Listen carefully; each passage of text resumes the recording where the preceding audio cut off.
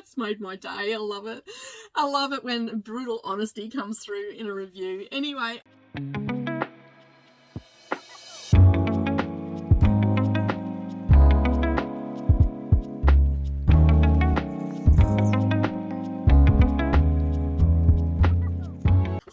And welcome back to the start of a new vlog. We are into the second week of KU and Kindle MAYhem. I'm absolutely having a ball. I've found another book by an author already. I've put their first one on the list from last week, and this week we're going to be doing the same thing. So I need to start my vlog out with picking a book and work out what we're going to be reading. I'll tell you a little bit about that book, and then I will do the check-ins like I've been doing, midpoint and then at the end.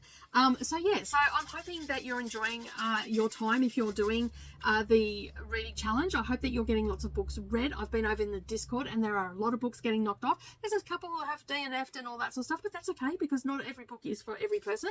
I have been adding more and more onto my list to look at. So I think this year is going to be a really good year for me to clear things off my physical shelf, as well as getting my money's worth from my Kindle and also my Kindle Unlimited. I'm finding a lot of different authors, which I'm really, really happy about. All right, let me just pick one out.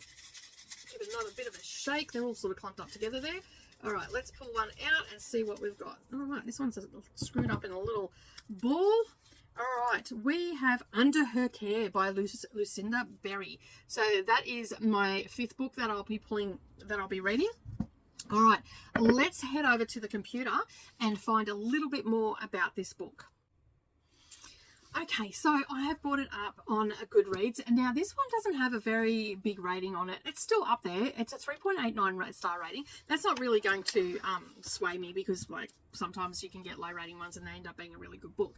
So Under Her Care by Lucinda Berry looks to be a thriller mystery, or mystery thriller is put down. A psychological thriller is also another tag that is put on it. They have they have written other books and all that sort of stuff. So this one is set in Alabama. The mayor's wife turns up murdered and found under a railway bridge. And standing next to her is a 14-year-old Mason Hill. He's the autistic son of Miss USA Genevieve Hill, and the locals quickly come to a verdict that he did it.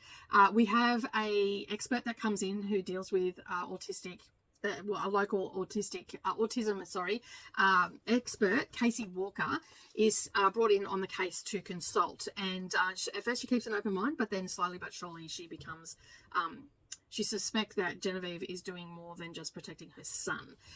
Then we also have another character that comes into it. Savannah is Genevieve's 19-year-old daughter. Oh, I have a 19-year-old daughter named Savannah. This is going to be interesting. And as it turns out, comes with has some disturbing secrets of her own. So basically, Casey is the one that is going to be diving deep into this story and seeing what it's all about. So it's suited towards people that like family dynamics. It also has mental illness wrap in it, and the devastating consequences of child abuse. So it sounds like it's going to be a bit of a tough read, but we'll see how we go. I first come across this book while on Sprints with Brittany, but I don't know who was reading it. And I just write down books, or I find books and add them because people are talking about them at the time. And if I remember correctly, it was said that the mental illness rep in this was really good. I thought it was disability rep, but it's not. It's mental illness. So so basically I'm looking forward to reading this and finding a little bit more about it and seeing if it meets the hype and everything that everybody has said about it. I'm looking forward to it. I will check in again at about the halfway point and let you know if I'm enjoying it or not. It's a thriller, so thrillers are sort of run-of-the-mill sort of books for me. They're very digestible. They're quick to read. What they call them, popcorn reads, because you can't put them down and all that sort of stuff. And I just checked before, I do actually have this on audio as well. It was only about 3 books that I didn't have on my KU that didn't have audio, so I'll be able to do other things while listening to that. All right, I'm going to get into it. Well, as I said, welcome to a new week of vlogging, and I will see you all in in the next clip. Hi everybody, how you going? All right, I'm checking in for Under Her Care by Lucinda Berry. Sorry, I've got my lights there, so it's a bit glary. That's what the cover looks like. So yeah, this book is messed up. The whole premise with this book is messed up. So we are following the main protagonist in this, Genevieve Hill, and she has an autistic son named Mason, and there is a murder, and he is the main suspect in the murder. But as the book unravels, so to speak, we are getting different points of views throughout the book. So we've also got Casey as well, who is a social worker that specialises working with ASD kids, and so she's done lots of programs and everything on helping them communicate and all that sort of stuff. And as I said, we've got Mason, who is the main suspect in a murder because the mayor's daughter, I think I said that in the first clip, wife has been murdered under a bridge. But we've got Genevieve's point of view. We get little snippets from Mason in the book, and then we've also got Casey's point of view as well. And we also hear from Savannah, who is Genevieve's daughter. So it's like this book is just messed up, like the stuff that's happening in this. And Genevieve is coming across as this really secretive sort of person that has got something to hide. And the more that Casey looks into it, the more she is finding. So right now where we are in the book, and I really don't know what I can say in this that's going to be considered a spoiler, but we've got the police as well that seem to be just honing in on Mason because his fingerprints were found at the scene on a rock, the murder weapon. He was covered in blood, and he attacked the police officers when he was approached by them because he's non-verbal, he's non-contact, all that sort of stuff. And so any sort of stress makes him, flip out basically and lash out towards the people that are trying to come near him and all the rest of it. So the police have just got it in their head that he's responsible for this murder, and Casey is trying to prove otherwise. She doesn't believe that he has done it. So she's been brought in, and she works with, I think I said it in the intro, that she works with ASD kids, and basically she has done lots of programs where non-verbal communication, showing them how to communicate and all that sort of stuff, and how to be more responsive and all that sort of stuff when they're looking at someone, where to look on someone's like on the point on their face so they are making contact and all that sort of stuff. And the more we go into this, the more things are starting to unravel and all that sort of stuff. And it's just like, I'm just sitting here going, this is fucked up. Like, it is fucked up. What is going on.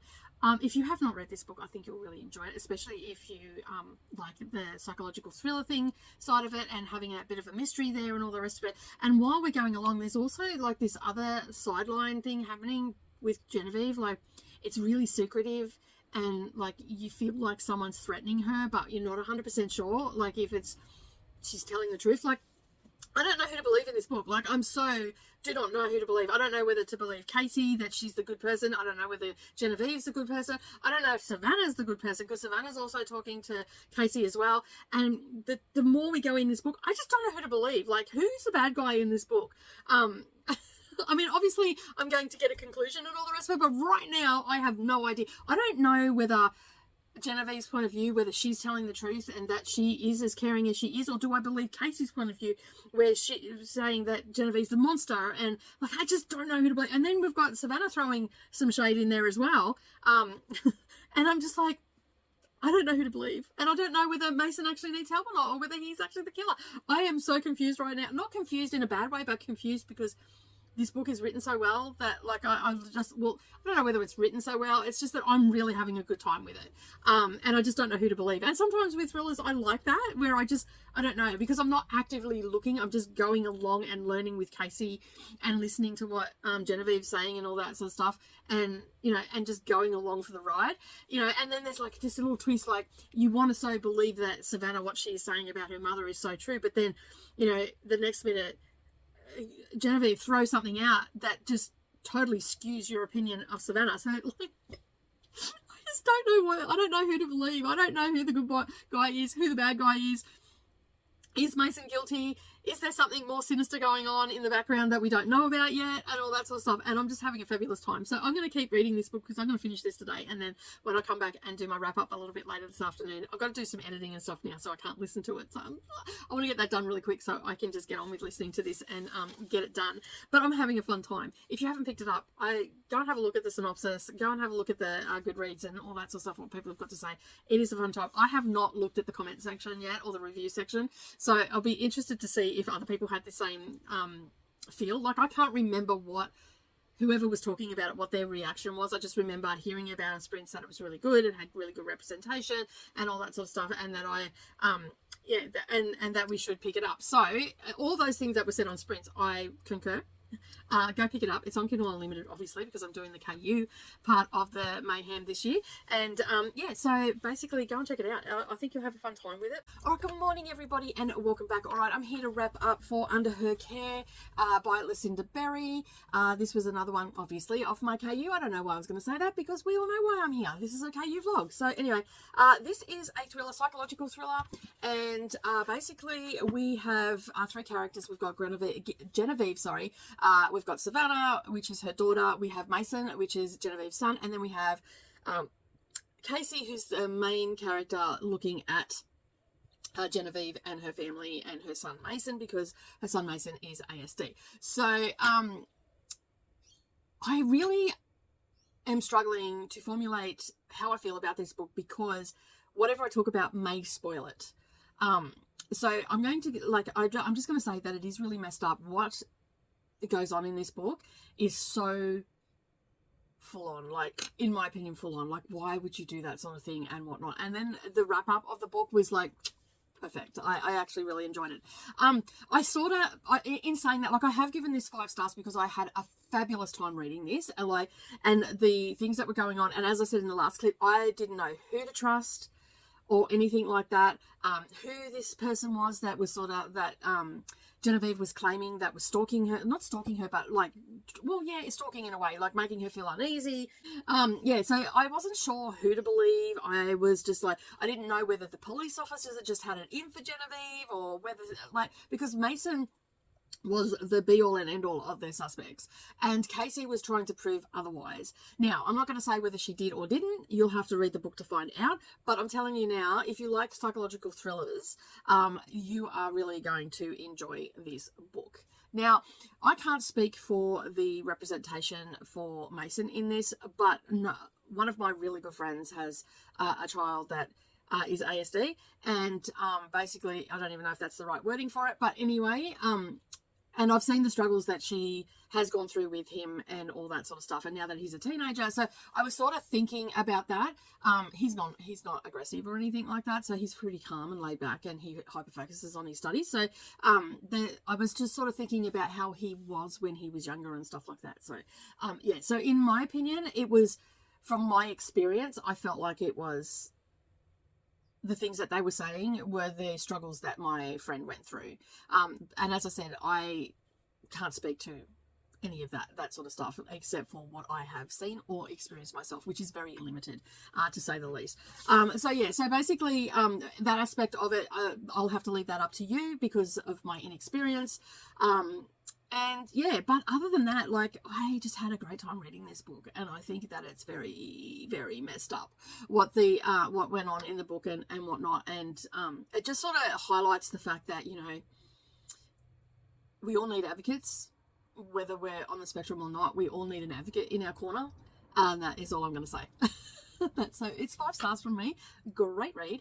Some other people might not like it, but I absolutely enjoyed it, and I'm glad that I've read it. And I was talking to Neva last night going, oh my god, this book is so messed up, because Neva has read it as well. And I'm like, you know what? I think Lucinda Berry is going to be an automatic buy author for me. Luckily enough, most of her books are on KU, and they all have audio except for about 3 of them. And there is a new release coming out in July. So, and that's going straight to Kindle, because it's actually Kindle Unlimited. Add to your list, like pre-order or whatever the case may be, and then it just goes straight into KU. So I have subsequently finished this book, gone into KU, added all those books in to the wish list that I have, so I can add more things back onto my list. And basically, yeah, it looks like I'm going to be reading some more Lucinda Berry in the future, which I'm really happy about. So I love it when I find an author that I gel with, and I like their writing and all that sort of stuff. And so yeah, so there were some things in this book that I did, like, I had a sneaking suspicion were going to pop up. One of them I did not see at all, but the other thing that popped up, I had a sneaking suspicion because I have seen it done in other books before, but what made it like it didn't take it down from my 5-star rating was the fact that there was an extra element in there. Like I have seen that in books before, but I didn't see it in this one. So that's why I kept it at a 5-star. So not that I dissect my thrillers or look, it's just if you read a significant amount of thrillers, you start to pick up on the little nuances of the thriller and what authors do in their books and stuff like that, but it doesn't make it any less thrilling or anything like that. Like I still had a great time with it. I'm looking forward to reading more from this author, which is absolutely fabulous. And that happened my first year with KU Unlimited, with KU Kindle MAYhem.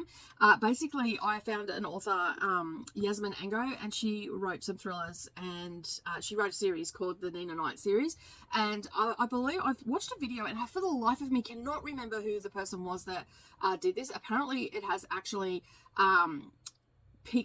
been picked up, like optioned for a TV series. So I'm pretty happy about that, because I absolutely, and it was in 2022, I think it was, or 2021 when I read it.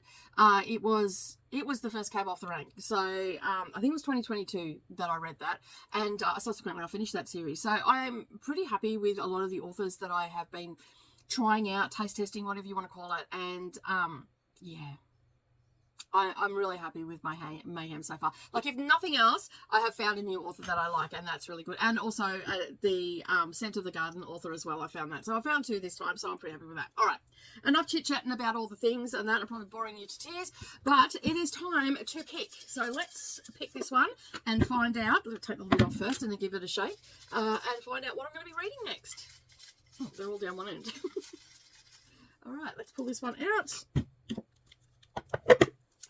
Let's open it up, and I am reading The Murmur of Bees by Sofia Seganova and Simon Bruni. So that is the one there. This is my 6th book that I have picked out.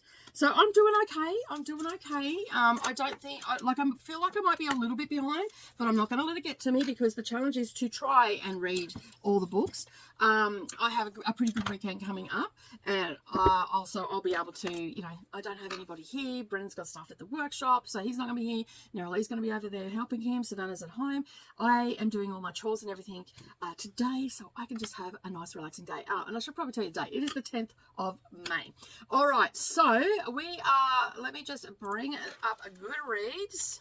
All right, so The Murmur of Bees, this is what the cover looks like, obviously in black and white. It's actually quite a pretty one. This is actually a translated work. So remember in my TBR, I said that I would be probably using some of these for my Read Around the World challenge. This one actually falls under that. This one is actually translated from the Spanish, but it's set in Mexico. And I believe the author is also from Mexico as well. So the Simon Bruni is actually the translator. And as we go on, I'll talk a little bit more. I'll find out a little bit more information about the translator and or the author as well. But I will probably only talk pretty briefly in this one about this book, because this will be another video for my Read Around the World. Now, when that is going to go up, I don't know, because I actually want to incorporate some cooking. My alarm's just going on, sorry. Some cooking into it, like national dishes and all that sort of stuff. So I'll have to do a little bit of research, but I may end up just rereading this one again. This one actually comes with audio as well. As I said, it is translated. It falls under the category of historical fiction, magical realism, fantasy, call it what you will, and also literary fiction as well. So it is set against the backdrop of the Mexican Revolution in 1918. And Nana Reja, I don't know. Anyway, the main character, Nana, actually finds an abandoned baby under a bridge, and it is covered in a blanket of bees. And basically, local superstition says that the baby's not has been kissed by the devil, but the landowners welcome the baby anyway, and they adopt it. And basically, the story progresses from there. So that is just a brief overview of it. As I said, I will probably go into a lot more detail because of where it's set and all that sort of stuff for a future video. I was doing them in alphabetical order, but I just seem to be coming across books out of order. So I'm just sort of going to put them in, and eventually they will be in alphabetical order in that playlist. And I haven't done one. I didn't do one since the beginning of last year, which I did the Australian one, and then I started reading the Azerbaijan one, and I just got really bored with the book, and I haven't really finished it. So I think I've just got to try and find something different to read for Azerbaijan, and that's what sort of put a roadblock for me. But there's a couple of other books that I have on my KU that are translated works and from authors from particular countries. So this is one of them. And I'm pretty sure that I said that in my my TBR. So this one it sounds really interesting. As I said, it's set against the backdrop of the Mexican Revolution of 1918. There was a lot going on in the world in that era. And it is geared towards readers that appreciate magical realism, family sagas, and a rich cultural heritage of Mexico as it weaves a spellbinding a tale of love, family, and the power of the human spirit. So it sounds like as I said, it's a literary fiction. So some of these books can sometimes be a little bit weird, especially if you don't know a lot about the culture. So I will probably be doing a lot of research during this book, so it's probably going to take me a little longer to read, but I'm happy that it's here, that I'm about to read it, because this was one I was supposed to get to last year and I didn't get to it.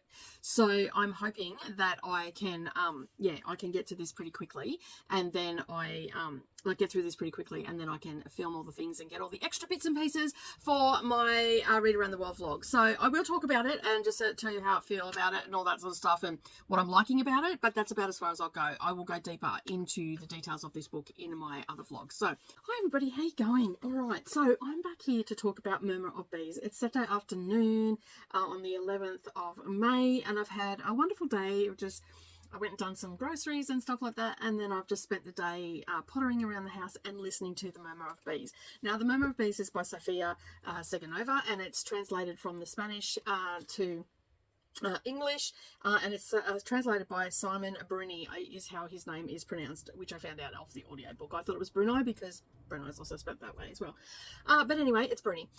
So yeah, this book was such a strange book. It's literary fiction. We've got a few characters in this book, but it's basically one man sort of telling his story of what he remembers about his brother, and how another man in the area was so obsessed with this person that was this man's brother. So we're getting that perspective all the way through it, but we're also getting the perspective from the child's godmother and what they did and all this sort of stuff. Now, I know it sounds very confusing, because I was confused through most of it as well, but I am just going to bring it up because I need to look at the word to pronounce it. So let me just bring this up. The story is being told by Francesco, okay, and he is a child that is born very late in life in a couple's marriage. They had two daughters, the mother had become a grandmother and all that sort of stuff, and then she found herself pregnant. So we start out with learning about him. But the very beginning of the book, we're introduced to Nana Raja, and basically she is a woman that is walking through the streets, and she has, I think she was homeless. That is what it sort of alluded to, but it never actually said it. And she had had a baby, and the baby got ill, and the baby died. And so she had been breastfeeding her baby, and a doctor came across her one day. And at the same time as this happening, another couple had given birth to a baby, and the mother had passed away. So in the beginning of this book, there's a lot of death around children and whatnot. So if that's not something that you like, you're probably not going to like this book. So basically we have Nana, and basically she has been taken in by this doctor, cleaned up because she was quite dirty, and then taken to this well-to-do house where the mother had died and the father was trying to feed the baby and all that sort of stuff, and it just wasn't happening. And I think there's like about a week between the two events, and so basically they cannot keep this baby quiet. The baby's crying because it's hungry, it's not taking goat's milk, it's not doing anything, and basically it's withering away from starvation. It's getting a little bit of nourishment, but not enough. So because Nana had given birth to a baby and had passed away, and she had been breastfeeding at the time, she was still well endowed with milk, and so the doctor took her to this house where she then fed the baby. And because she was in shock about losing her baby and everything, she just let the baby feed. And so And this is where the story starts out, and she then fed that baby up until it was 6 years old, and then everybody said you need to stop. But subsequently, she also then became the wet nurse for this family, because the father went on to have more children and all that sort of stuff. And basically, it talks about her and how she's just been part of this family for so long, and then this boy that was with them ended up inheriting his father's land, and basically also inherited Nana as well, and she also fed his children, and so forth and so on. And basically the two girls and then the godparents, and then she ended up being a lot older. So then they're describing how she had, basically fed 22 of the children in this little town, and which is quite common for that era. This is set around the Mexican Revolution, which was in around 1915 to 1919, I think. It was around the same time as the Great War as well. So, and so basically it talks about how she nourished a lot of the children in the neighborhood and all that sort of stuff. And subsequently, she, by the time she had finished, she was sitting on the front porch in her rocking chair, and it was hard to distinguish her between the rocking chair and the actual woman. She didn't look. She just kept looking out, like she kept looking out over the landscape, but without her eyes open. She just faced that way, and she'd rock backwards and forwards, and then she'd get up at the end of the day, go to bed, come out, and repeat the same thing. Then one day, and she was quite old, getting on in years, so to speak. I wouldn't say she was old, because the way they described her is that she was around 50, which I don't class that as old, but I guess back then it probably was. So basically one day she just gets up and goes. Everybody thinks that she's dead because they can't find her anywhere, and she toddles off, and then she comes back, I think a day later or something, and she's got this baby swaddled in a cloth, and when the owner of the property opens up the cloth, there is a baby in there covered in bees. A living blanket of bees. And basically it then goes on into how he had a cleft palate, what we now know as a cleft palate, but the superstition of the neighborhood said that, he was kissed by the devil and all that sort of stuff. So there was a lot of superstition around him. And of course, this is all starting to happen as the Spanish flu was coming into play and all that sort of stuff. So they were thinking that one family lost their entire family, except for him and one son. And so basically he blamed this child for it. He never liked the fact that this child was in the neighborhood. He thought that he was going to bring bad luck and all of this sort of stuff. But Nana had been part of this family, and so the couple that was still looking after Nana only had 2 girls. They didn't have any sons, so they took him in as godparents and looked after him. He couldn't speak, but he started to know things from the bees. The bees were always around him. They always followed him. He always had them on him and all of this stuff. And so things like he'd be able to tell them in his own way of communicating if it was going to rain and all that sort of stuff, and basically also got them through like the revolution and the Spanish flu and all of this sort of stuff, and even to the point where they changed direction, because they were all sugarcane farmers, and they changed direction because I'm going to call him Simon. Simipo is how you say his name. It's a tricky name, but anyway, I think that is exactly how you say it, Simipo. He came home with some orange blossoms one day, and he convinced his godfather, or as he seen him as his father, didn't convince, but encouraged him to look at oranges to plant, and it actually saved their lifestyle, because there was huge taxes on sugarcane and all that sort of stuff. And so basically they planted oranges, and then the next president that came in was an orange grower as well, and it kept going from there.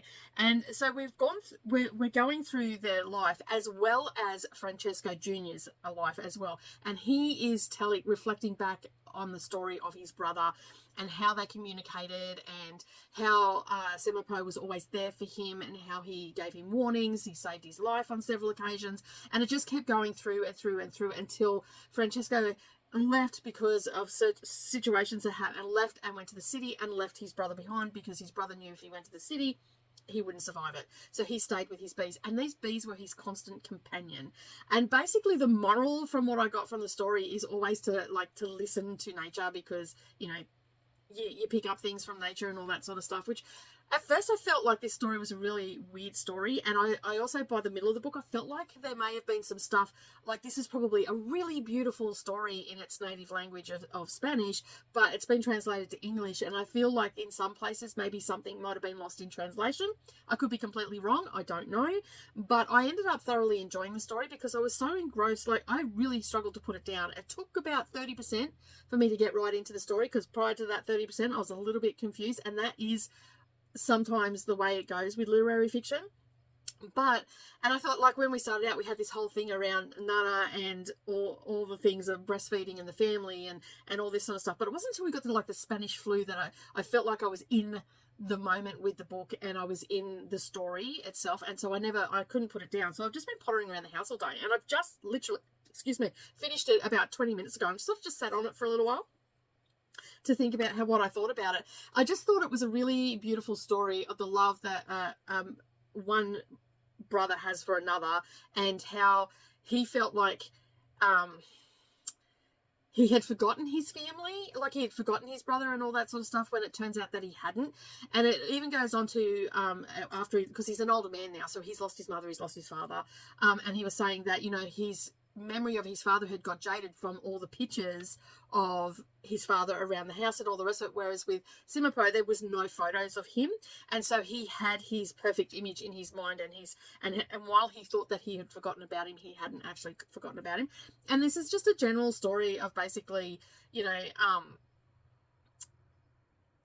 a family's like taking in an orphan child and their love helping him grow and nourishing him, and at the same time him returning that nourishment back to their youngest son, who was an unexpected child. Like I can't remember exactly how old she was, but in her 40s when she had Francesco, and he was such an unruly child, and like his hair was always messy and all that sort of stuff. And she goes through that, how her daughters were always clean, and here I have this little boy and he's always got lice and he's always getting into here and he's always doing this and all that sort of stuff. And we just go through the Morales family's life basically, and how Francesco remembers Simipo. I don't know who I would recommend this book to, because this is very much an acquired taste sort of book.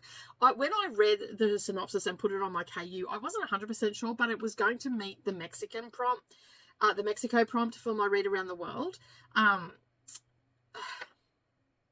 Yeah, and I think that's why I just ended up putting it on the list to begin with. But I'm so glad that I did. I would recommend that. Like, it is quite a long book. It's got 471 pages, so it's not exactly a short book. It's about 10 hours of, well, it's actually more than that, but at my listening speed, it was just under 10 hours of audiobook. And there are some strong accents in this and whatnot, but it was just, I don't know, it was such a lovely story of a child. Like, no one knew how Nana knew he was under this bridge. He'd been discarded by his family, probably because in a lot of cultures, if you're born with a deformity, you're kissed by the devil, or, you know, you're being punished for something you did in a previous life and stuff like that. There's a lot of that in their superstitions and their folklore and all that sort of stuff. And this was one of those things where that Simipo had been, like everybody said, he'd been kissed by the devil, but he turned out to be such a sweet kid, and even though he couldn't talk and all that sort of stuff, but the bees were protecting him. Like, the bees would give him, like, I wouldn't say like premonitions, but yeah, maybe like in a sixth sense. So he would be able to tell when it was going to rain, and he would pass that on. And the bees would protect him and go wherever he went. The bees would go with him when he slept in his room at night, because he had his own dwelling and whatnot. As he got older, when he slept there, the bees would be on the roof and you'd hear the constant hum. And even the family got used to the bees being there, because more and more bees would come. And he eventually started like moving out further and further in his exploration, and the bees would go with him. Now, there are some tragic events that happen throughout this story as well, revolving around members of the community and also the family. And there's, talk of the Spanish flu and all that sort of stuff. And yeah, and some of it was really, really like weird around the Spanish flu. There was some weird stuff happening there and all that sort of stuff. Like one of the doctor was telling them to wash their hands, not to travel, trying to get them all to stop communicating, like to isolate and all that. It's similar to what we just went through with COVID, right? Same sort of scenario. And it was talking about how all the postal workers were some of the first to go, and then the medical workers were the next to pass away. And then there was a whole scenario there where people were really sick, and they were just putting them in the shroud because they knew that they were going to die anyway, and putting them out on the street for the cemetery guy that with his horse and cart to come along and pick them up and take them, even though they were still alive. And one of the guys that was still alive, because he was very ill and all that sort of stuff, he went off to the cemetery, and he was there for 3 days, and it was going through his thought process, well, if I'm bored, obviously I'm getting better. So he got himself out of the shroud and went back home, and then the community mistaken him for the the second coming like Lazarus anyway, because he had risen. They thought he had died and he had risen from the dead 3 days later. But that wasn't the case. He just got better. And then the doctor was quite curious because the simple fact is no one was getting better. And and it just went through all that scenario as well. And it was quite funny. I sort of had a chuckle because the word miracle was thrown around quite a bit, and I thought it was absolutely hilarious because the priest had written a letter to the powers that be saying that there was a miracle and there was he'd risen from the dead and all this sort of stuff, and it turned out that he was just got better.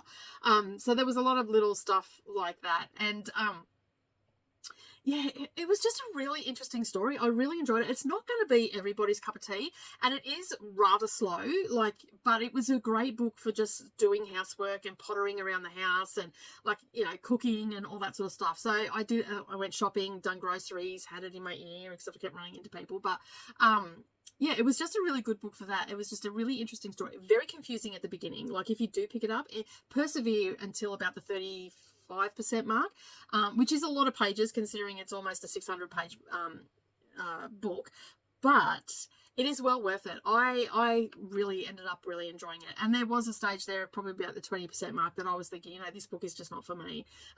But I always like to give a book 100 pages before I DNF, and sometimes you get some really good gems from that. And I just went and I don't think I went through this at the beginning, but just in case I didn't, I'll put it in here. This actually has a 4.24 Goodreads rating, and there's been over 65,000 people have rated this. It falls into historical fiction, literary fiction, and magical realism. And it was published in 2019. I just absolutely love it. And this, the cover is very cute. I know you can't see that, but it's got the orange and the orange blossoms and and the bees on. I just had dinner.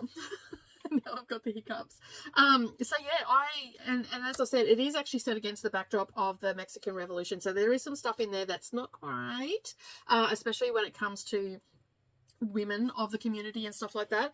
And also the Spanish flu. So if you're not ready to read anything about a pandemic or anything like that, then I probably wouldn't pick this one up just yet. Maybe hold off a little bit, keep an eye out for it. But I'm pretty keen to see if this author has any more books out on KU, or whether this is a one-off thing. As I did say just a little while ago, you might find that it's a little bit confusing at first and all that sort of stuff. So by the looks of it, she has a couple, they're all in Spanish, but there is another one in English that the same translator. It's called Tears of Amber. So I might see if that is on over on KU and just add it to the list and whatnot. But you're probably wondering what rating I have given this. I've actually given this a 4.5 star rating. When I started out and I got to it was only sitting at a 3 star. But as I said, it's a great book if you've got to organize your bookshelves, or you've got wardrobes to do and all that sort of stuff, because it's long enough and it's just interesting enough to keep you engaged in the story. All right, so we are at that time of the night where I can pick up another book. So I'm going to give it a bit of a shake and let's have a look and see what I'm going to get. I should probably take the lid off. I do it every time. All right, they're all at one end again. All right, let's have a look and see what I've got.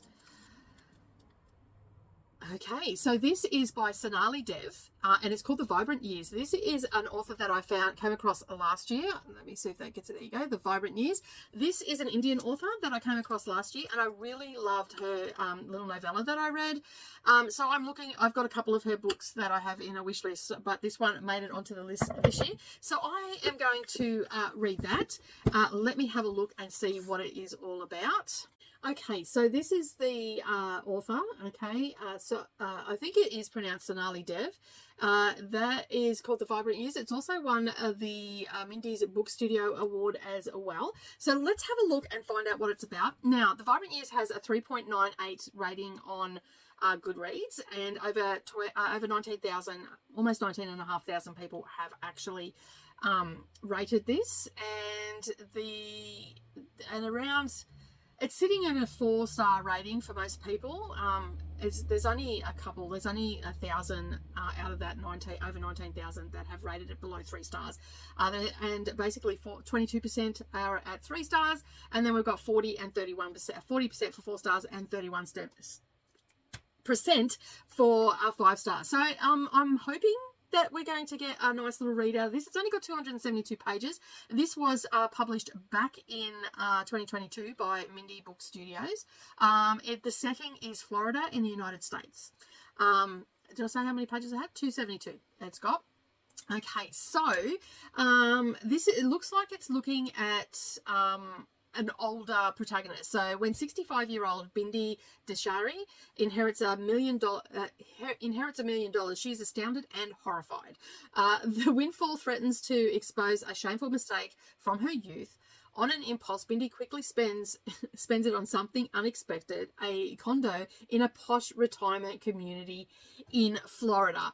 And then the impulsive decision blindsides her daughter-in-law, and who is 47 and still shares a home with Bindi even after the divorce from Bindi's son. So I think it's just going to be a little bit of a family sort of book and all the rest of it. But I really like the fact that we've got older people in this. So we've got 65-year-old Bindi, and then we've also got her daughter-in-law at 47. So it sounds like it's going to be a bit of a fun time too. Like a lot of the book that I read last year was called the Wedding something. I can't remember the actual title of it, but it was about setting up someone on a blind, basically like an arranged date and all that sort of stuff that was going to lead into an arranged wedding, and just all the hilarity behind that with the aunties getting involved and all the rest of it. So this author is a very that book was very comedic for me. So I thought that this one might be. It sounded a little along the same vein, you know, had a little bit of laugh out loud moments and all the rest of it. So it falls under the categories here on Goodreads. It's romance, contemporary, and women's fiction. I really hate that title when they label things like that, but anyway. So we're in for a little bit of a romance. Other than that, it doesn't really have much more to say, and I really don't want to go into reading any more about it because sometimes it gets a bit spoiled. So I will just leave it at that, and it's not going to take me too long to read this because it's only got 272 pages, so that's not going to take me long at all. So you will see me sooner rather than later. All right, good morning, everybody. I am just checking in for the Vibrant Years. Basically, this is like this is just like, I'm absolutely loving this book. I'm about 65 pages in. I know that I was going to check in at the halfway point, but I just wanted to come in and talk about this book. So we're following 3 women. We're following Ali, Binu, and Callie. Callie is the granddaughter of Binu, and Ali is the daughter-in-law. So Ali has divorced Binu's son, and basically they're still living together until Binu actually gets some money sent to her, and then she buys this condo down in Florida, and basically she's down there running wild. Like, she's 65 years old, and she's just having a fabulous time, and we just got to a scene where this is probably just a little bit of a spoiler, but we're only 60 pages in, so I dare say that this is the catalyst event that is going to unfold this. Now, there's lots of humour in this already, especially around Binu. She doesn't seem to have a filter, but she also has a secret from her past, and it is, I believe, how she's come across this money, but we don't know yet why or what she has done or why the money was sent to her. But anyway, she's in this condo, and all the people down there are trying to get her out because she's a little bit promiscuous, and she's just, she's living large. She was married, and she realised after her partner died how much she didn't live and all this sort of stuff. So she's just living large down in Florida. Anyway, she met this gentleman the first time she was there, Richard, before she was bought the place, and anyway, they became fast friends, and she started dating him, and they got to the point in their relationship where they wanted to take it a little bit further, and so with the help of, some little blue pills and some, ladies products and all the rest of it, they were going at it, and they were, but the problem was, and this is a spoiler, the problem is the guy, I mean, it's not funny that he died, but just what's happening after it is a little bit comical. So we've got the granddaughter, like Richard has died and he's been taken away. The doctors have given her something because she was in shock, rightly so. I don't know how I would cope if someone died of me during or after the act. It was definitely after the act.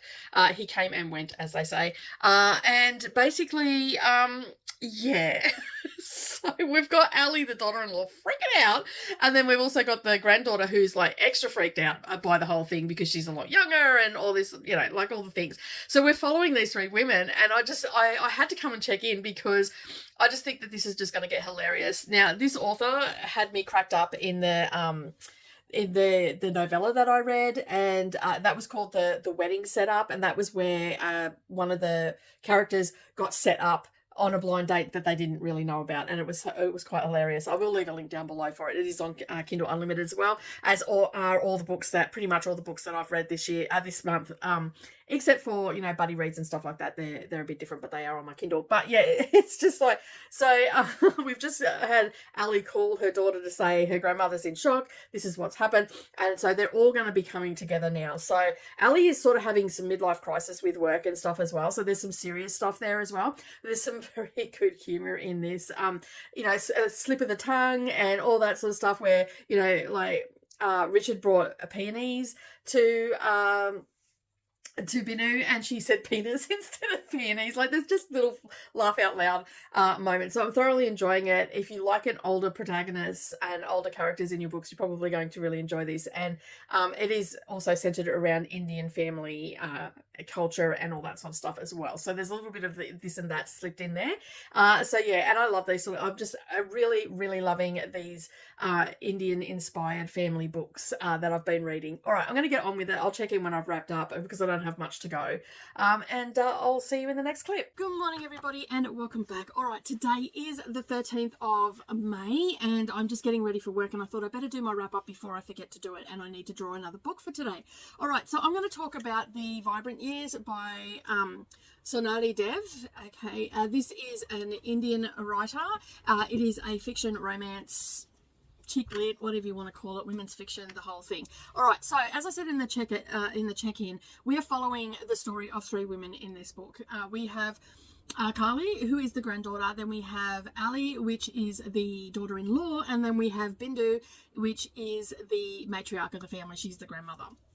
And so basically she received $1 million, and she purchased a house, well, a unit, I guess it would be, after having a bit of a fight with her daughter-in-law because they lived together. She ended up deciding to buy a condo in Florida in a fancy retirement village. And basically she, when I checked in, she had just had relations with a gentleman who had passed away. And so subsequently it's gone on from there. It sort of, I went off the rails a little bit. So basically he passed away, and then his lawyer, who also lives in the retirement village, Ali, who was the one that convinced Bindu to purchased there anyway by calling her trouble, and she felt like she had been missing out in life because she had basically from a young age had a child and then basically became a mother and a wife and really didn't know herself. And essentially that is what this book is about women giving up everything for their families, which was quite apt to read it over the weekend, which was Mother's Day weekend here. And it was a story about women, not in a negative way or, you know, like men are the worst or anything like that. Just the choices that we make through conditioning and all that sort of stuff as children. Then we grow into women and we make these choices. And then sometimes we get to Bindu's stage of life and start to think, well, what have I missed out on? And that is the case with Bindu. And then we also have Ali, who's Bindu's son, has left and gone to India to pursue his dreams, but she for whatever reason she decided to stay, but then he comes back into it, and then we see her life and how she looks at her life, and also from his point of view as well, how don't you think men are also conditioned that way and everything like that. So we get two sides of the coin with that particular character. And then of course we've got Kali. Kali is the granddaughter. She is a quite a successful app maker. She has made an app to help people who suffer from anxiety and all that sort of stuff, because she has suffered with that all her life. Not because of her parents' divorce or anything, because that happened later in life. She was just geared that way. And so she was always a very anxious kid and all that sort of stuff. And when she was 16, she decided to try and solve the problem by developing an app.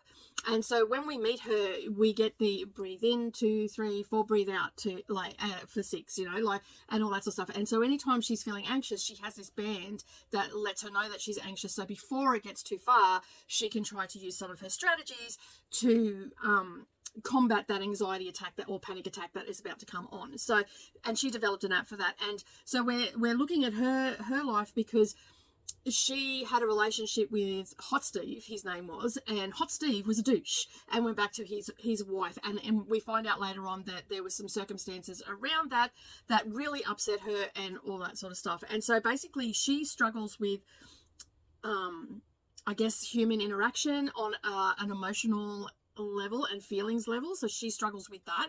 And so because when she created this app, of course, she by the time they got it through development and everything like that and put it to market, she was a lot older and she was involved with this Steve. And basically it's got to the point now where she needs to create another.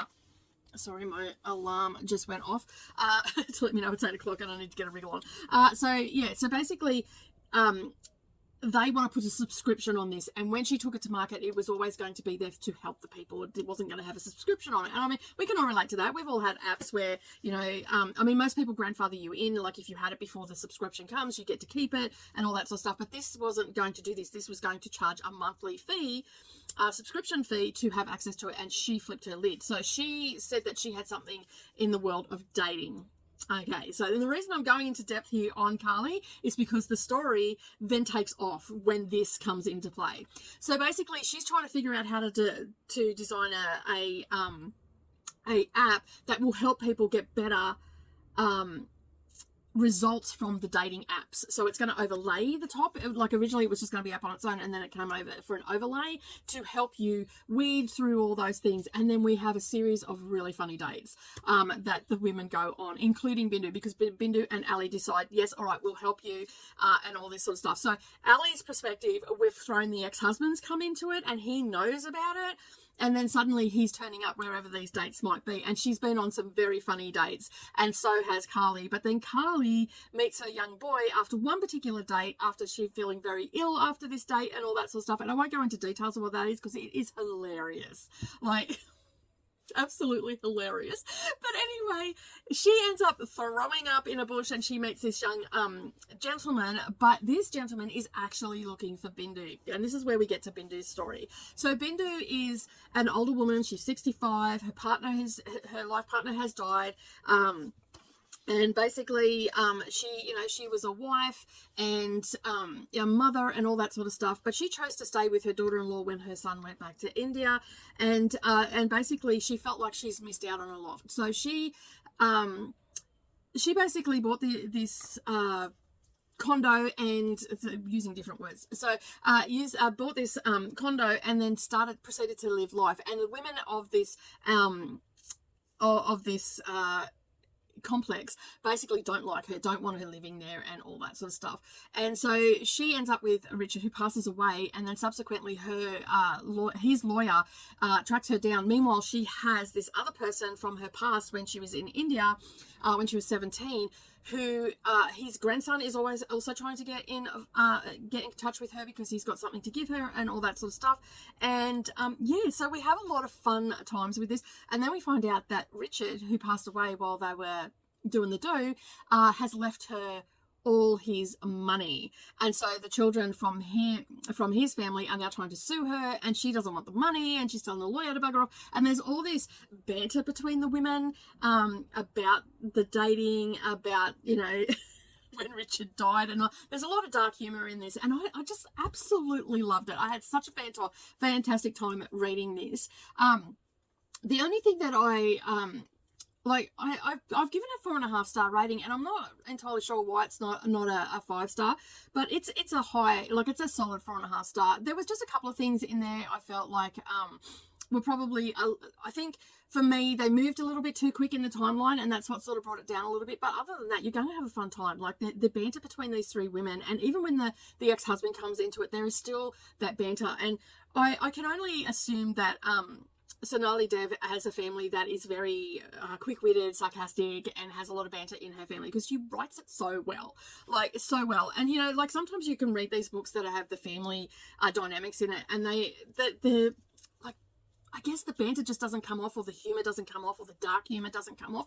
But I, in recent years, have read a lot, well, not a lot. I've read a couple from this author, and I also read another one by the Bandit Queens, which has a lot of dark humor in it. And I just love the sense of humor of these writers that I've been experiencing. And coincidentally, they come from the same region in the world, and basically, yeah, I'm just having a lot of fun reading these authors. And even the other one that I read last week also had some banter and humor and all that sort of stuff, and they just seem to be really writing them very well.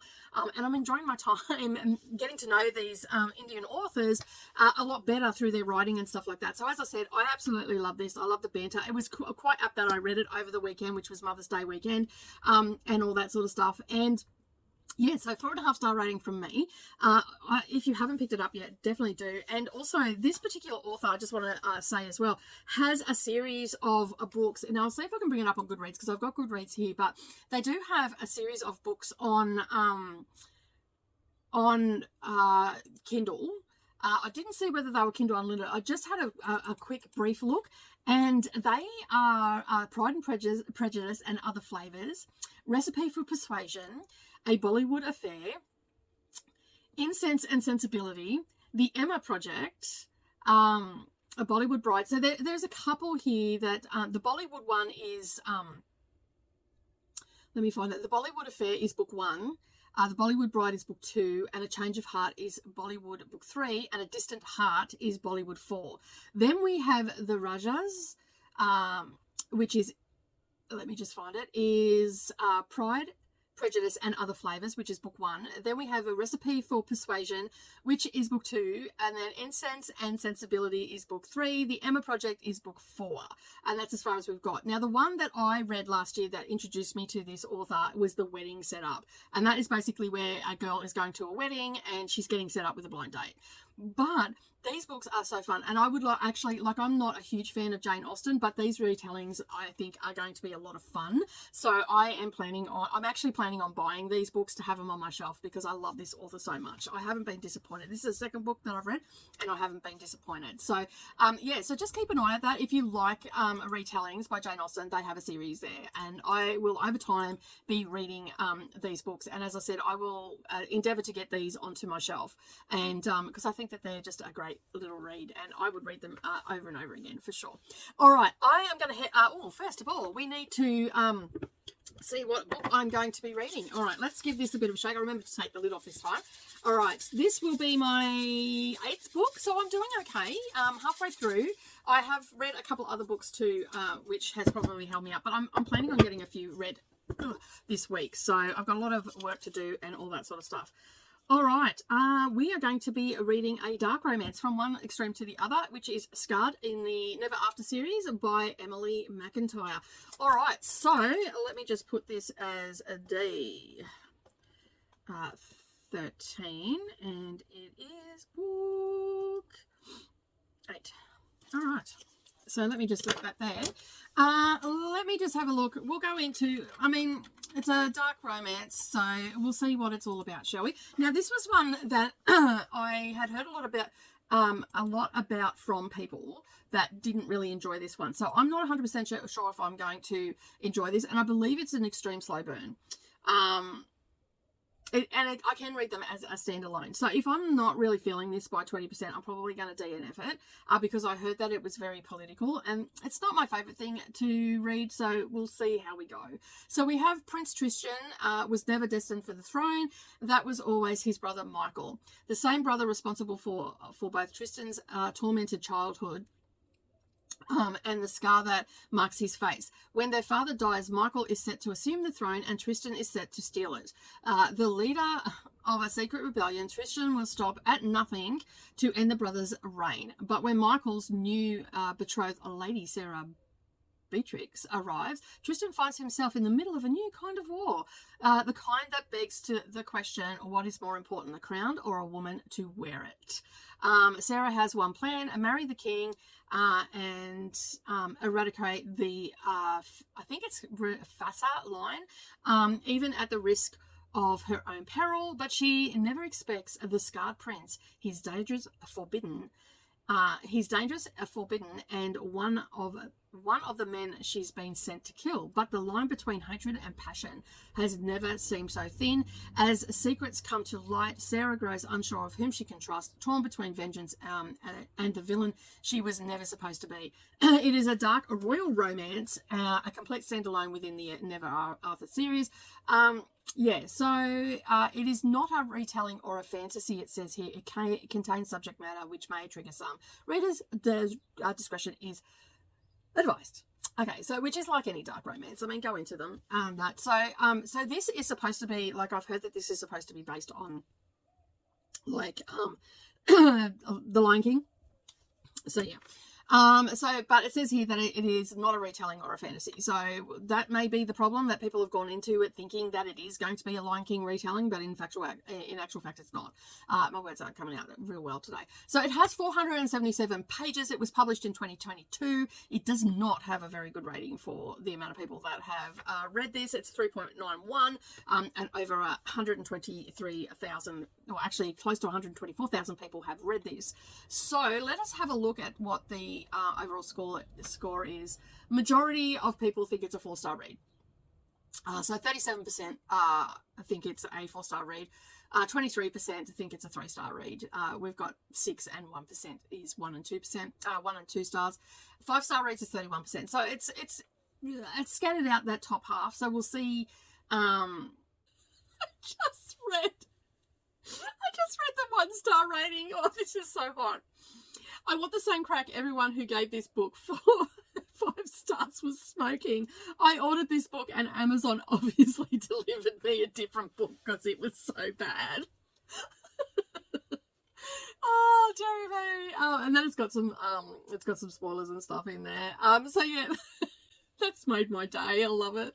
I love it when brutal honesty comes through in a review. Anyway, I'm going to get on with that. I hope that you're having a fabulous day. I don't know when I'm going to finish this because it's going to be quite a lengthy book, but I'm going to endeavour to get most of it read today, and if not tonight, and finish it off in the morning, because that's how I sort of like to start things. I do have sprints today, so it's because it's Monday, so I do have sprints, so we'll see how much reading I get done during that time. All right, I'm going to head off. You have a fabulous day, and I will see you in the check-in. Hello, everybody, and welcome back. All right, so it is freezing this morning. As you can see, I've got my really heavy woolen jacket on. I've got the heater on, so that's the sound that you can hear in the background. But I am here because I've finished another book off my KU list. As you know, if you're watching this video, you already know that we're doing KU Kindle Mayhem this year as a public readathon, and I believe for me it's going really well. I have been over in the Discord this morning. I haven't answered commented or anything like that because I've sort of just stumbled out of bed. Yeah, I'm absolutely freezing. I haven't even made my coffee yet because I want to get stuck into the day. It's 7:30 in the morning. I've been awake since 5 o'clock this morning, but hiding. So yeah, it is the 14th of May. So we're almost halfway through our readathon, whatever you want to call it, reading challenge, because it's more of a challenge because we're trying to wipe out our KU list or get at least 20 off our Kindle list and all that sort of stuff, you know. And this is a really good time to check out some audio and stuff like that if you haven't done that before. But you know, you don't have to be a crazy person like me and have to and feel like you've got to read 20. 20 is just the magic number. That's what we're aiming for. That's where we're heading for. That's why we've got that, you know, like, yeah. And this is the first time I've put it out to the public. So this is what my challenge is. Next year, you never know. We might revamp it and have it a little bit different and all that sort of stuff, just to keep it exciting. But anyway, I'm here to talk about Scarred. All right. Now, Scarred, I've given you all of the information about it and in the previous clip. This is by Emily McIntyre. It is a dark romance. These are very much standalone. You don't need to read them in any particular order or anything like that. It's the Ever After series. It does say, like it did say on the thing that I read yesterday to you, that it says that it's not based on fairy tale or anything like that, but this definitely gave the vibes of The Lion King. It is definitely a royal political back and forth sort of thing, dark romance. So we actually have Sarah, I want to say her name is, and Tristan and Michael. So Michael is currently the king. Tristan is the rebel, known as the rebel king, and Sarah is the betrothed to Michael, but she falls hot and heavy for Tristan. She is there basically to kill these, the Fasa, I think is their last name. Anyway, she's there to kill the lineage of this royal family, because she believes that the family is responsible for the death of her father and also the hardship of her peoples and whatnot.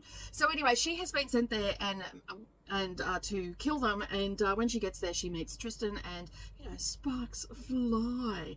Now, I will have, like, a lot of people that were reading this series when Brooklyn started it, a lot of people stopped at this book and DNF'd it, or they just didn't, like, they soft DNF'd it, or for whatever reason. I pushed through yesterday. I don't like this one as much as I liked Hooked, and I'm not 100% sure that I'm going to continue on with the series, because they are on KU, and they do come with audio. But when I was in Audible yesterday, I noticed that there's a date on it. Now, this happened last year as well. They were on audio when I listened to them, and yeah, now that the audio is disappearing, it's actually disappearing this month. So I just scraped this one in. So I will probably pick these back up if they come back on audio or whatever the case may be.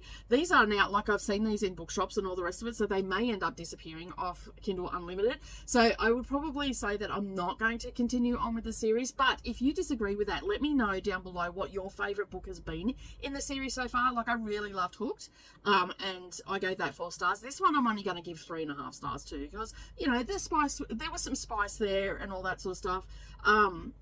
But it was just a book that I was listening to. It got me through the day yesterday, and sometimes I just need a book to get me through the day, and that's what this did. And I burnt through it pretty quickly as well, because I was listening to it sped up at the speed that I like to listen to my audiobooks. So I went through it pretty quickly. It helped me to keep on track yesterday. So I'm going to give it 3.5 stars, because the story isn't bad. I like The Lion King, but I'm not a fan of retellings of The Lion King. And whatnot. So yeah, like, I liked it. It was fine. It's a book that I read, and I'm just going to leave it at that.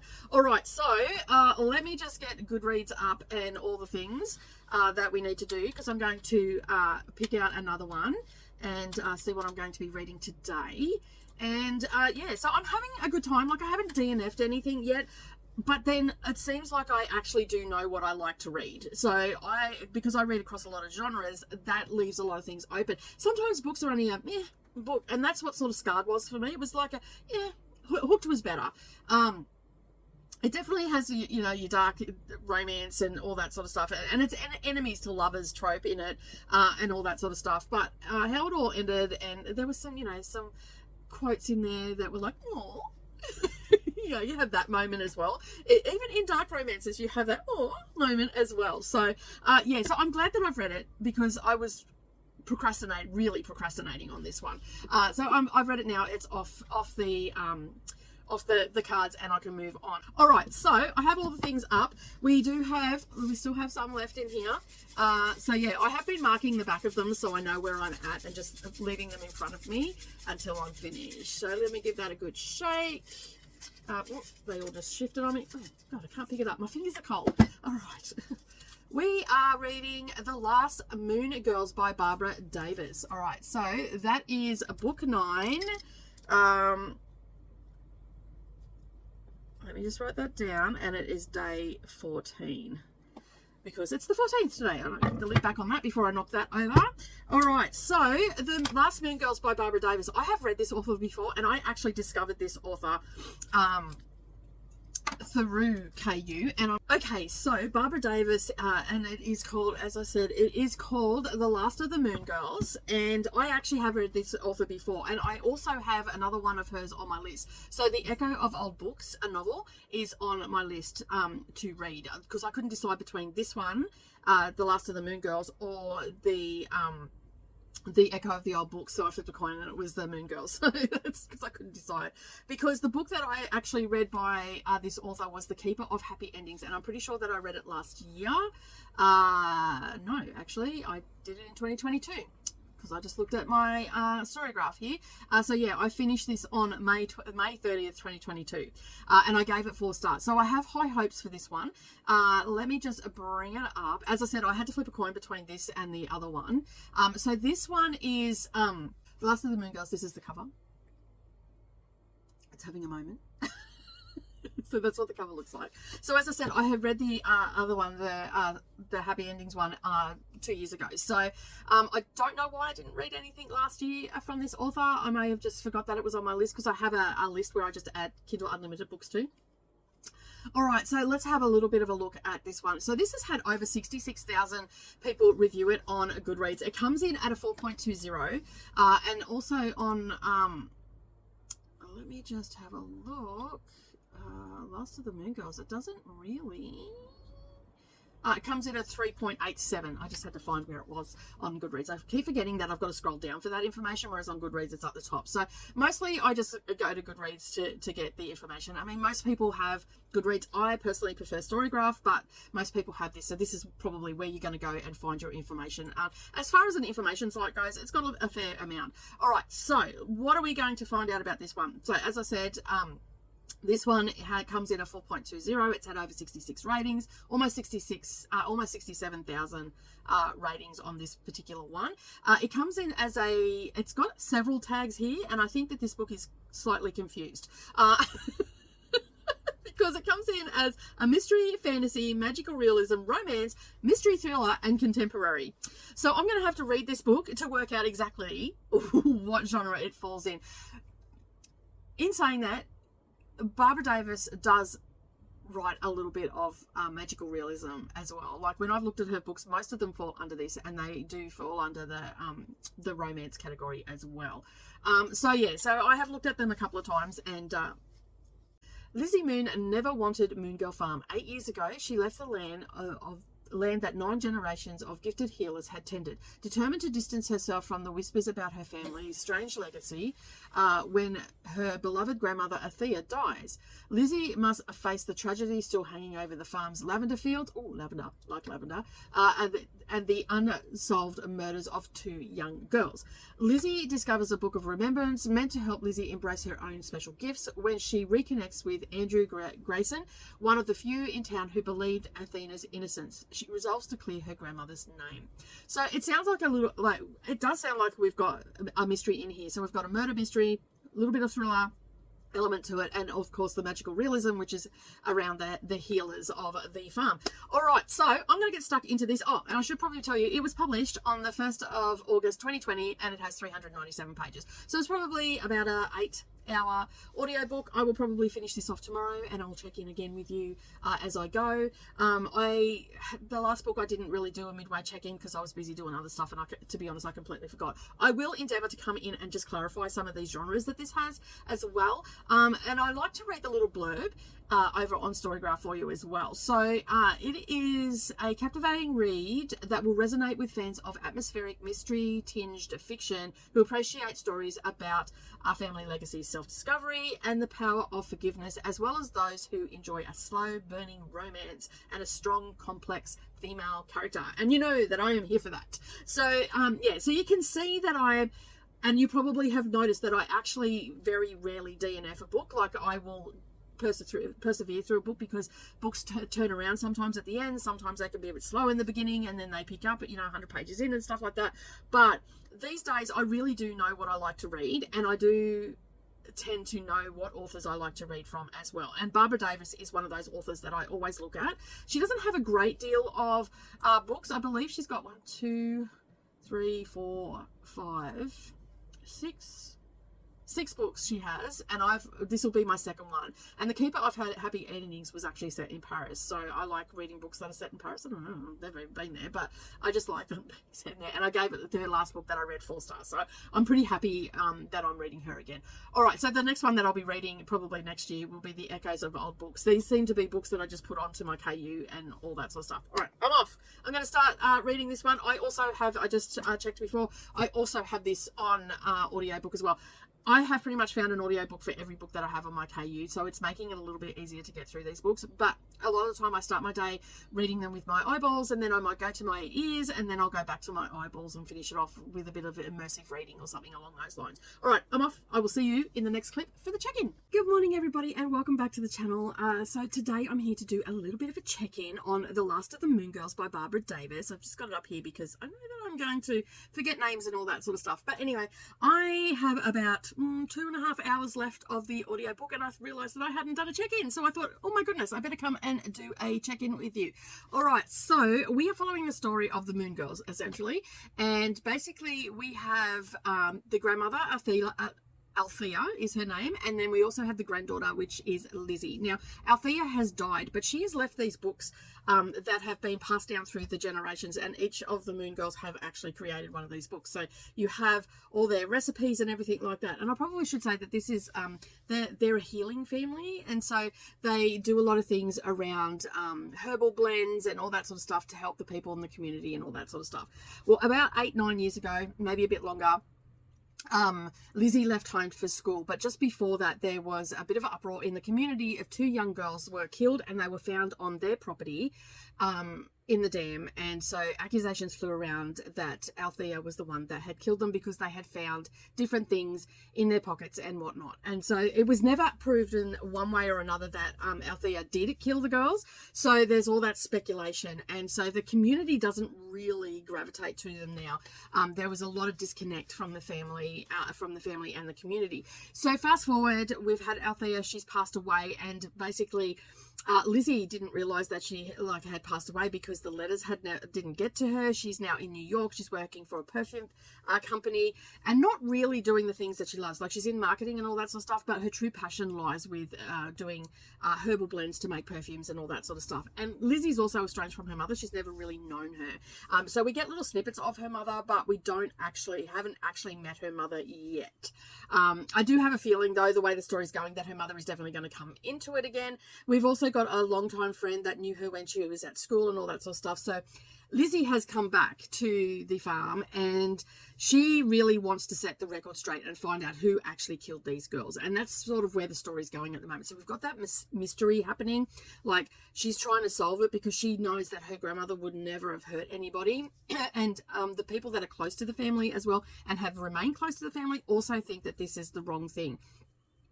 And the reason why it was just she died and they've just closed the case and just left it as that she had done it is because some of the people in the police force are politically motivated. They want to climb the ladder, so to speak.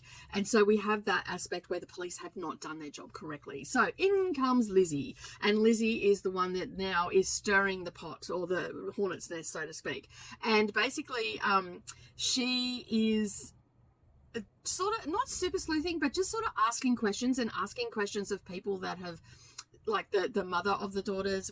We found out that they're this is a little bit of a spoiler, that they weren't actually her children, and her partner was quite a bully and stuff like that, and they've now separated since this all happened. So yeah, like, there's all these little breadcrumbs that we get along the way to try and work out, you know, who is actually the killer, because I truly believe that the grandmother isn't as well, and just the little things and whatnot. So because Lizzie had left the farm, Althea wasn't able to teach her all the things that she needed to teach her, and to teach her patience and all that sort of stuff, because Lizzie's always kept things close to her chest. She was quite greatly affected by her mum leaving and all the things, and her mum was just so over the top, you know, doing really stupid things in the community that just added fuel to the fire and all that sort of stuff. So there's that really strained relationship there.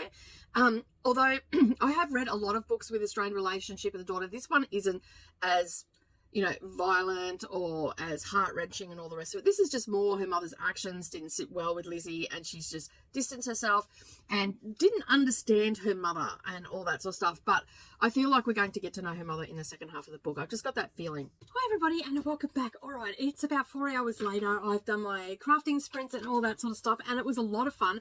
A few people turned up and we were chit-chatting and getting some crafting done and all the things. I'm not going to show you here today because this video is already going to be long enough as it is.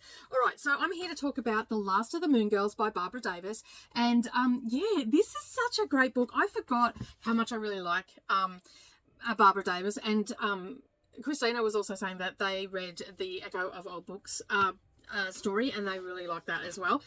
This one here had a lot of stuff that I really like, and as I said in previous clips, there's, you know, the blending of herbs and all that sort of stuff, but every time I was in this story and I broke it up with crafting and stuff like that, every time I was just like, I just want to be in this like, not necessarily in the thriller aspect or the mystery part of it, but you know, just in the garden, playing around with my herbs and all that sort of stuff. And it really got me thinking about what I want to do, that in the yard and stuff like that. And I was talking about it on sprints, just saying, you know, like, this coming growing season, I'm going to get, like, during winter, I'm going to prep and get all some pot plants and all that sort of stuff. And I'm going to have all my herbs and everything. And I'm just going to get back into that again, because I really miss doing it. And, you know, and as I said in the sprints, that in the crafting sprints, that I am the sort of person that would just love to be over in the bush, left alone, away from society and all the rest of it, and just doing my own thing, growing my veggies, growing my herbs, doing all the things that I like to do and all that sort of stuff. And this book just took me back to that and just made me feel like so relaxed listening to it, even though it had a mystery and all that was really good. And I really loved that style of it's not cozy as such, but I just like the way the mystery was woven into her day, her like her thoughts about the farm and all that sort of stuff, and how she was scared to you know, connect with people. She was going to be the last of the Moon Girls and all that sort of stuff, and just how the story unfold. And I was correct, her mother did come back into it, and also how her grandmother was teaching her and making her think a different way, like giving her a different perspective and all that sort of stuff, through the pages of her book. And so at the beginning, you know, she received all these books and they were the stories of the Moon Girls before her, and she was not going to write her story or anything like that. And that's how the story sort of opened up. I have actually given this a 5-star rating. I just had such a great time listening to this, and I'm looking forward to reading more from Barbara Davis. And I would even go as far as to say that she is like, I know that I can get her books on Amazon and stuff like that, but I haven't seen them in the bookshops here. I've never actually seen her name pop up here, so I dare say that she's quite popular over in the US, but not necessarily here in Australia. But if I seen her books, I would definitely want them gracing my shelves. So I'm going to look on Kindle Unlimited and see what else that is there that I can add to the list, and I can slowly read her works throughout the year. But this is the second book of hers that I've read. It's the second book that I've absolutely loved. The other one was The Keeper of Happy Endings, and that one was about around a bridal shop. What struck me was in the synopsis it actually said needle and thread, and that's why I thought, oh well, I'll listen to that while I'm crafting. And she didn't disappoint this time either, so I'm really happy with it. But that is book number 9 is done. So now what I'm going to do is give it a shake, a rattle and a roll, and pull out another book and see what book I'm going to be reading. Good shake.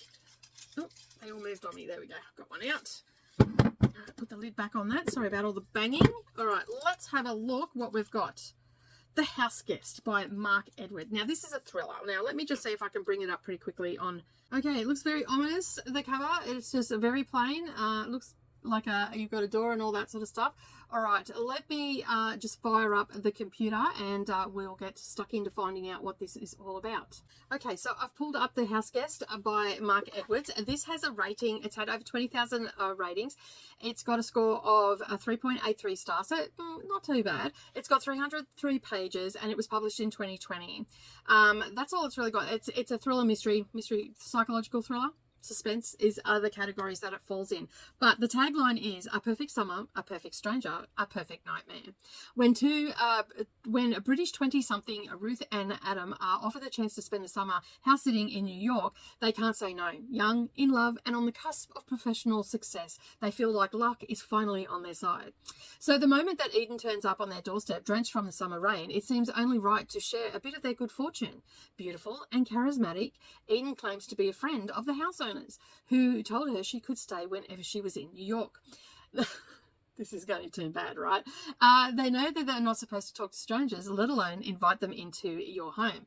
But after all, Eden's only a stranger until you get to know her. A suspicious As suspicions creep in that Eden may not be who she says she claims to be, they begin to wonder if they've made a terrible mistake.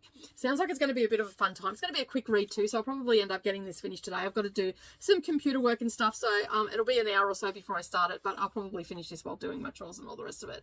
So I don't think we need to go into any more detail about it. It's just, you know, it explores the darker side of human nature, cults. Ooh, this is on the Storygraph one. So it says, this is perfect for readers that are craving thriller and suspenseful mystery that explores darker side of human nature, cults, and the blurred lines between reality and paranoia, with a dash of psychological twists and turns that keep you on the edge of your seat till the very end. Well, I haven't had, like, I've looked at a couple of thrillers lately for the synopsis and those little blurbs on Storygraph, and I haven't had any that have said that'll keep me on the edge of my seat till the very end. So I'm pretty excited to read this. So yeah. Good morning, everybody, and welcome to Friday, the 17th of May. All right, so basically I have extended my vlogs. You probably already know that, but anyway, these are coming out on Saturdays now. So anyway, I'm here to talk about the Guest House by Mark Edwards. This is a psychological thriller. It's a thriller. So basically, I did not do a check-in because I put this on and basically lost track of time and just sort of got sucked into the story. I've given this a pretty high rating because I had a great time with it. Basically, we have a situation where we've got two people that have come from Britain and they are in New York and they're staying at some people's houses a person's house, a couple's house that they met on a cruise, and this stranger has turned up, and the stranger said that they know the owners, and so they invite them in, and that's where the story starts to really pick, like it sort of just lulls you into a false sense of security. Like Eve is just like, not Eve, sorry, Eden is just, you know, this regular person. She's staying at a friend's place, she's trying to get away from a bad relationship, all this sort of stuff, and yeah, so anyway, she does all that, and they invite her in, and then we have Ruth, who is a up-and-coming actress, and we have Adam, who is a struggling writer, screenplay writer, and all that sort of stuff. So things start to go a little bit obscure after that, and you know that Eve's not quite right. And then it just takes a sharp turn. Like, there is cults involved in this one. There are multiple players. You don't know who you can trust or anything like that. It's not an overly, you know, phenomenal thriller. It's a thriller. It's like a palate cleanser. It's something you can put on in your ear or sit down for a rainy afternoon and read it like I did yesterday. I actually did a little bit of immersive reading with this one as well. So once I started off immersive reading, and then I sort of got up and started doing things, and I didn't lose track of the story and whatnot, and then I rounded out I think the last third of the book with immersive reading. It was a cold and dreary wintry day here yesterday, so it was just a great way to spend an afternoon. I can't really talk about this book in great detail because the simple fact is that it will actually spoil it for you, but just know that if you like strangers in a foreign country, a suspect person that you don't know if you can trust or not, and other players that you don't know if you can trust or not, and also some cult topic involved in it, then you're probably going to like this book. It's quick to read. It reads really fast. The narrator also done a fabulous job as well, keeping me engaged. This one did actually come with, here in Australia, did actually come with audio, so I didn't have to, like, it just, you know how you had the little headphones beside it, it came with it. That I've never read anything by Mark Edwards before, so I'm keen to sort of go and have a look at a couple of other books that Mark has written and see if they have improved or whatnot. So you already know all the details about the Guest House. I've given you all of that when it was published and all that sort of stuff. So you're probably wondering what my rating is. I've actually given this a 3.75 because of the vibes. Yeah. And sort of how it ended as well, sort of brought it up a little bit as well. So I was pretty happy with the ending. I felt like it was all wrapped up. It's not going to, you know, we don't need another book or anything like that. It was nice and done, one and done sort of thing. So yeah, so I've given it a 3.75. And I think I will actually read sooner rather than later, read a couple more of Mark Edwards' books. But the thing is, I'm not really reading a lot of thrillers at the moment, and I'm just using them, like my cozy mysteries, I'm using them as palette cleansers. So yeah. All right, so that wraps up this week's vlog. And yeah, so I hope you enjoy it. We've got through quite a chunk of books this week. I think I got through 6 books this week, 5, 6 books.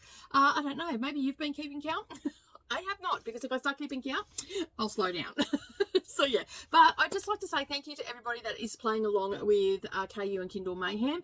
It's been a lot of fun seeing all the books. I have added more onto my wish list to read because as you know, I've got a wish list there. So I just want to say thank you so much for everybody that's been joining on. We've still got a couple more weeks left in the month to get more reading done. I, however, will be starting a new vlog for next week, and I will do the draw of what I'm going to be reading next. I now officially am halfway through my TBR of my KU. I've added a few extra books in as well, buddy reads and stuff like that for Horror Mayhem along with Coda and Jean, and I also got a arc finished and ready to go for my NetGalley vlogs, which are coming out soon.